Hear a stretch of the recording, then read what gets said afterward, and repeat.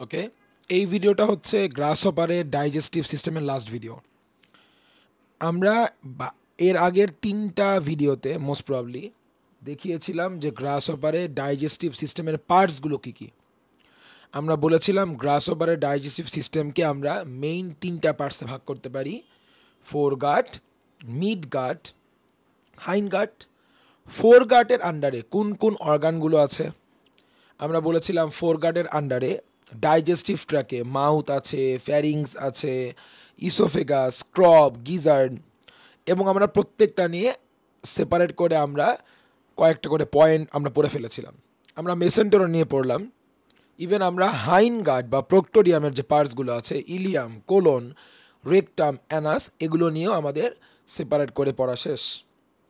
এই ভিডিওতে আমরা বলার চেষ্টা করব খুবই ইজিলি যে গ্রাসহপারের ডাইজেশনের প্রসেসটা কেমন। একটা ছিল হচ্ছে এর আগেরগুলোতে বললাম ডাইজেশনে কোন কোন বডি পার্টস ইনভলভড, এবার ওই বডি পার্টসগুলো দিয়ে গ্রাসহপারের অ্যাকচুয়ালি ডাইজেশনটা হয় কেমন করে। প্রসেসটা বললে কিন্তু আমাদের পরীক্ষায় এটাই লিখতে হবে। ওকে, গ্রাসহপার কেমন করে ডাইজেস্ট করে তা জানার জন্য আগে জানতে হবে গ্রাসহপার কি খায়, কি ডাইজেস্ট করে। গ্রাসহপারের ফুড আসলে, নামই তো গ্রাসহপার, গ্রাস খাচ্ছে, গ্রিন লিভস। সো যারা আসলে অন্য কোনো অ্যানিমেল খাচ্ছে না, মিট খাচ্ছে না, ওদের আমরা কার্নিভরাস বলি না, যেহেতু ওরা হার্বস, গাছের পাতা, গ্রাস এগুলো খাচ্ছে, এজন্য আমরা বলি হচ্ছে হার্বিভরাস। সো গ্রাসহপার হচ্ছে হার্বিভরাস।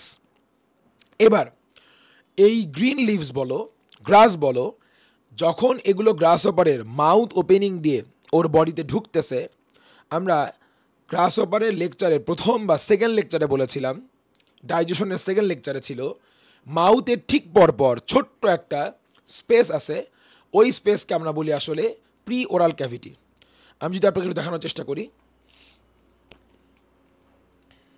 এই যদি হয় গ্রাসহপারের মাউথের ঠিক পরে, এই যে মাউথ ওপেনিং মুখের ছিদ্রটা, তার ঠিক পরপরই এই ছোট্ট স্পেসটুকুর নাম আসলে প্রি ওরাল ক্যাভিটি। এবং এগুলো হচ্ছে ওদের স্যালাইভারি গ্ল্যান্ড। এখান থেকে কিন্তু স্যালাইভাগুলো এই প্রি ওরাল ক্যাভিটিতেই কিন্তু আসলে ওপেন করে, স্যালাইভাগুলো এখানে এসে কিন্তু আসলে সিক্রেট হয়। তো তাই যদি হবে তাহলে খেয়াল করো, আমরা এটাই বলতেছি, এই যে খাবার যখন মাউথ ওপেনিং দিয়ে প্রি ওরাল ক্যাভিটিতে আসছে, পাশ থেকে স্যালাইভারি গ্ল্যান্ড থেকেও স্যালাইভাটা প্রি ওরাল ক্যাভিটিতে আসছে। তার মানে এবার প্রি ওরাল ক্যাভিটির মধ্যে উপর থেকে যেমন ফুড আসছে, পাশ থেকে কি আসছে? স্যালাইভা। তাহলে এই প্রি ওরাল ক্যাভিটিতে ফুড এবং স্যালাইভা যখন মিক্সিংটা হবে, তখন স্যালাইভাতে মনে রাখতে হবে কি ছিল? অ্যামাইলেজ, কাইটিনেজ, সেলুলেজ, এই 3 টাইপের এনজাইম ছিল। বাই দ্য ওয়ে, এই 3টা কিন্তু আসলে অ্যামাইলোলাইটিক টাইপের enzyme, which is carbohydrate digesting enzyme. তার মানে দাঁড়াচ্ছে স্যালাইভাতে পাওয়া যায় যে 3টা এনজাইম, এই 3টা এনজাইম দিয়ে শুধুমাত্র কার্বোহাইড্রেট ফুডগুলোকেই ডাইজেস্ট করা সম্ভব। এই 3টা এনজাইম দিয়ে প্রোটিন বা লিপিড, আদার্স অন্য কোনো ফুডকে ডাইজেস্ট করা প্রি ওরাল ক্যাভিটিতে সম্ভব না। তার মানে প্রি ওরাল ক্যাভিটিতে যখন খাবার আসবে, সেই খাবারের যে কার্বোহাইড্রেট পার্টটুকু, সেগুলো কিন্তু এই স্যালাইভারি গ্ল্যান্ড থেকে আসা স্যালাইভার এই 3টা এনজাইম কিছুটা ডাইজেস্ট করে দিতে পারে।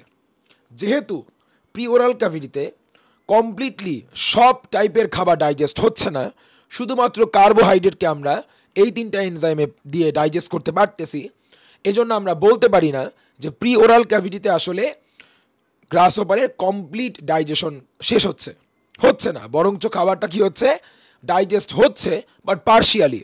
কারণ আবার বলতেছি যে আমরা সকল টাইপের ফুড ডাইজেস্ট করার জন্য সব টাইপের এনজাইম পাচ্ছি না। ওয়ান্স এগেইন, স্যালাইভাতে পাওয়া যায় অ্যামাইলেজ, কাইটিনেজ, সেলুলেজ, এই 3টাই কিন্তু কার্বোহাইড্রেট ডাইজেস্টিং এনজাইম। এবার প্রি ওরাল ক্যাভিটি থেকে ওই পার্শিয়ালি ডাইজেস্টেড ফুডটা চলে আসবে কোথায়? ঘুরতে ঘুরতে ক্রপে চলে আসবে। ক্রপে মাসলটা যখন কন্ট্রাকশন এক্সপানশন হবে, অনেকটা মানুষের পেরিস্টালসিসের মতো, খাবারগুলো কি হবে? গ্রাইন্ডিং করবে, ভেঙে ফেলবে। ক্রপ থেকে চলে আসবে কোথায়? গিজার্ডে। আপনার মনে পড়বে আমরা পড়িয়েছিলাম যে গ্রাস হপারের যে গিজার্ড এর ওয়াল খুব থিক হয় এবং সেখানে বলেন 6টা কাইটিনাইজড হাইলি কাইটিনাইজড টিথ দাঁত যেগুলো তৈরি হয় কাইটিন দিয়ে। কাইটিনাইজড মানে ছিল মেড আপ অফ কাইটিন, তাহলে কাইটিন দিয়ে তৈরি দাঁত পাবো। আর কি পাবো? কিছু প্যাডস পাবো। ওই দাঁতগুলা কাইটিন দ্বারা তৈরি দাঁতগুলা এবং এই প্যাডগুলো কি করবে? খাবারকে কিন্তু প্রসেস করবে। কেমন করে প্রসেস করবে? দাঁতগুলো খাবারগুলোকে কেটে ফেলবে আর প্যাডগুলো দিয়ে খাবারগুলোকে আমরা কাইন্ড অফ ফিল্ট্রেশন করতে পারবো, ছাঁকতে পারবো। যদি কোনো খাবারের সাথে কোনো আননেসারি অন্য কোনো প্রোডাক্ট চলে আসে তাহলে এই প্যাডগুলো দিয়ে কিন্তু খাবারগুলোকে ফিল্ট্রেশন করা যায়। এবার তাহলে টিথ দিয়ে গ্রাইন্ডিং করে এবং প্যাড দিয়ে ফিল্ট্রেশন করে এবার খাবারগুলোকে পাঠাবো কোথায়? মেসেন্টেরনে। একটু আগে আমরা একটা ভিডিও করেছিলাম, সেখানে আমরা বলেছিলাম মেসেন্টেরনকে আমরা আর কি নামে ডাকি? স্টোমাক। গ্রাস হপারের মেসেন্টেরন কিন্তু অ্যাকচুয়ালি ওর স্টোমাক। তাহলে এখানে কিন্তু মেইনলি আসলে খাবারটা ডাইজেশন হয়ে যায়। তাহলে কেমন করে হয়? আমরা এটাও দেখিয়েছিলাম মেসেন্টেরনের ঠিক আগ দিয়ে কি ছিল? Hepatic seeker. আমি তোমাকে এটাও বলেছিলাম হেপাটিক সিকার আরেক নাম ছিল গ্যাস্ট্রিক সিকা। আবার রিপিট করি, হেপাটিক সিকার কিন্তু আরেক নাম হচ্ছে গ্যাস্ট্রিক সিকা এবং এর নাম্বার ছিল 6 পেয়ার্স। এই 6 পেয়ার্স অফ হেপাটিক সিকা থেকে এনজাইম সিক্রেট হবে এবং সেগুলো ওপেন করবে মেসেন্টেরনে। এনজাইমগুলো কোশ্চেন কেমন টাইপের এনজাইম? হেপাটিক সিকা থেকে আমরা 3 টাইপের এনজাইম পাচ্ছি: carbohydrate digesting enzymes, protein digesting enzymes এবং লিপিড ডাইজেস্টিং এনজাইমস। তাহলে তার মানে এই হেপাটিক সিকা থেকে যে এনজাইমগুলো সিক্রেট হচ্ছে সেই এনজাইমগুলো দিয়ে যেমন কার্বোহাইড্রেটকে ডাইজেস্ট করা যায়, প্রোটিনকে যেমন ডাইজেস্ট করা যায়, লিপিডকেও কিন্তু ডাইজেস্ট করা যায়। 3 টাইপের খাবারই এই এনজাইমগুলো দিয়ে ডাইজেস্ট হওয়া সম্ভব। তার মানে এখানে মনে রাখতে হবে, তার মানে প্রিওরাল ক্যাভিটিতে পার্শিয়াল ডাইজেশন হয়েছিল কারণ শুধুমাত্র এক টাইপের এনজাইম ছিল। এই 3টাই কি ছিল? কার্বোহাইড্রেট ডাইজেস্ট করতে পারে এরকম এনজাইম। কিন্তু মেসেন্টেরনের ভিতরে কমপ্লিট ডাইজেশন হচ্ছে কারণ এখানে সব টাইপের যে 3 টাইপের ফুড আমাদের ডাইজেস্ট করতে হবে, তাহলে ওই 3 টাইপের ফুডকে ডাইজেস্ট করার জন্যই আসলে আমরা এনাফ অ্যামাউন্টে, অ্যাডিকুয়েট অ্যামাউন্টে কিন্তু আমরা এনজাইম পেয়ে যাচ্ছি। এর মধ্যে থেকে কার্বোহাইড্রেট ডাইজেস্ট করতে পারে এরকম এনজাইম হচ্ছে অ্যামাইলেজ, মল্টেজ, ল্যাকটেজ। প্রোটিনকে ডাইজেস্ট করতে পারে এই ধরনের এনজাইম হচ্ছে পেপটাইডেজ, ট্রিপটেজ, প্রোটিয়েজ, ট্রিপসিন। এবং লিপিড ডাইজেস্ট করতে পারে এই ধরনের এনজাইম হচ্ছে লাইপেজ। তাহলে by the help of this enzymes, এই এনজাইমগুলোর হেল্প নিয়ে আমরা এই 3 টাইপের খাবার, অর্থাৎ আমাদের যেই 3 টাইপের খাবারকে ডাইজেস্ট করার কথা, তাহলে ওই 3 টাইপের সব খাবারগুলোকে আমরা ডাইজেস্ট করে ফেলতে পারবো। এবং ডাইজেস্ট করা হয়ে গেলে আমরা এই জন্যই আমরা লাস্টে বললাম যে না, মেসেন্টেরনে কিন্তু কি হয়ে গেল? কমপ্লিট ডাইজেশন হয়ে গেল। তাহলে এই ছিল গ্রাস হপারের। তাহলে আমরা যদি পরীক্ষায় যদি বলে যে গ্রাস হপারের ডাইজেশন লেখো, তাহলে কিন্তু এভাবে করেই লিখতে হবে।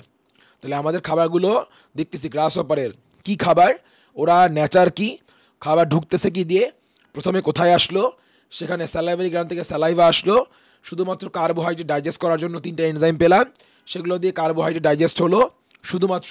তাহলে যেহেতু কমপ্লিটলি ডাইজেস্ট হলো না, এজন্য বললাম পার্শিয়ালি ডাইজেস্ট হচ্ছে।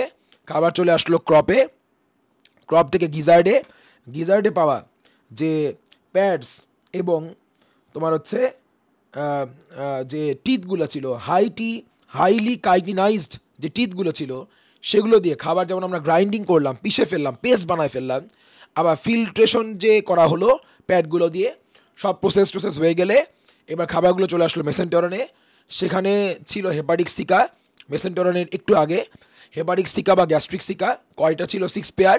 সেখান থেকে আমাদের 3 টাইপের খাবারকে ডাইজেস্ট করার জন্যই একবার অ্যাডিকুয়েট অ্যামাউন্ট অফ যত এনজাইম লাগে সবগুলো এনজাইমস প্রডিউস করা হলো এবং এনজাইমগুলোকে মেসেন্টেরনের ভিতরে ঢেলে দেওয়া হলো, সিক্রেট করা হলো।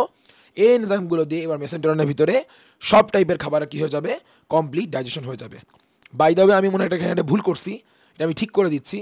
ট্রিপটেজ TRYP হবে, ট্রিপসিন TRYP হবে, ট্রিপসিন, ট্রিপটেজ, এখানে আয়ের বদলে ওয়াই হবে, এটা আমি ঠিক করে দিচ্ছি। ডান। তাহলে আমাদের গ্রাস হপারে ডাইজেশনের প্রসেস পড়াও শেষ।